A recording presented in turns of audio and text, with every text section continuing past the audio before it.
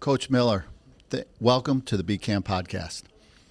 So in our Aspiring Coaches program, we talk a lot about mentoring. And given your experiences, all the great coaches you played for, can you talk a little bit about the power of mentoring and some of the influences you've had in our profession? Thanks for having me first. That's I think we all got into coaching in some fashion because we fell in love with basketball, and most of us probably played and loved playing the game.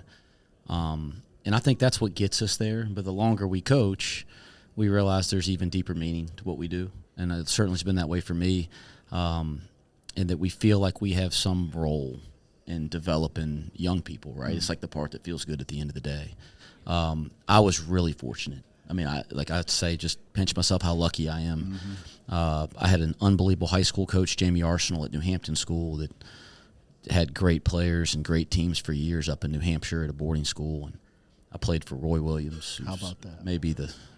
I'm biased, but he is one of the greatest coaches in college basketball history. And but not only did I play for some great coaches, I played for great men that they were as competitive as you could possibly be, but they understood that there was a line that they wouldn't cross. So they had great ethics, they had great values, and they invested in us as people.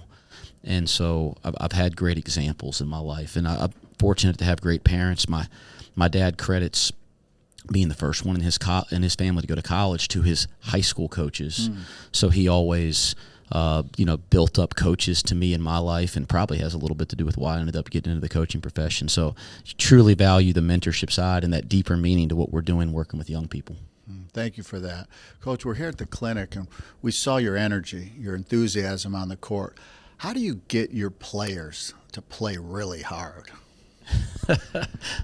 Well, I think if there was a magic formula to that, everybody, read that book and do it, right? But I'm very proud of this is my 13th year as a head coach. I'm really proud of over 13 years how hard kids have played for us. People that watch our teams always say that, and I take a lot of pride in that. And I think first, we've had really good people. We've had people that we've recruited. In college you get to recruit. We recruit effort. We recruit guys that have an edge about how they play the game, and then I'd like to think that we demand it in practice every day, that there's a standard in our practices to a certain type of effort, and then you hope that carries over to games. So I'm proud of that. I can't say I can take all the credit for it because the young men are the ones out there doing it, but we do demand that at a high level every day. One of our themes, Coach, in BCAM is being a lifelong learner, to continue to grow as a coach. How do you go about doing that? Boy, that's the best. I guess it's a lead up to a statement, but you threw me a good lob there. I usually say this when I do a clinic, and I didn't have time today, but I was really fortunate at 28 to be a head coach.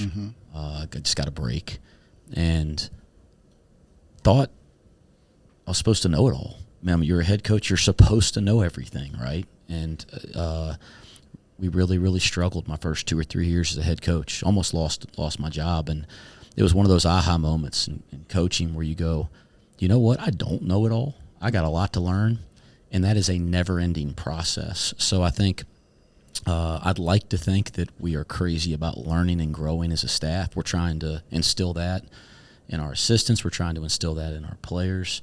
But I think if you asked me at 28 years old, I would have told you I probably don't know anything, but I think I have to act like I know everything. If you ask me now at 40, after 12 years as a head coach, I'd say I know now that I really don't know a whole lot, but I'm trying to learn. And I think that's why clinics and podcasts and books and going and visiting with colleagues and going and watching practices, that is, I love that. My staff, we love that. What's discouraging is harder and harder now to find time to do it with all the other things going on in our profession, but you got to carve out time for things that matter. Coach, thank you for joining the BCAM podcast. Yeah, thanks for having me. Thank you.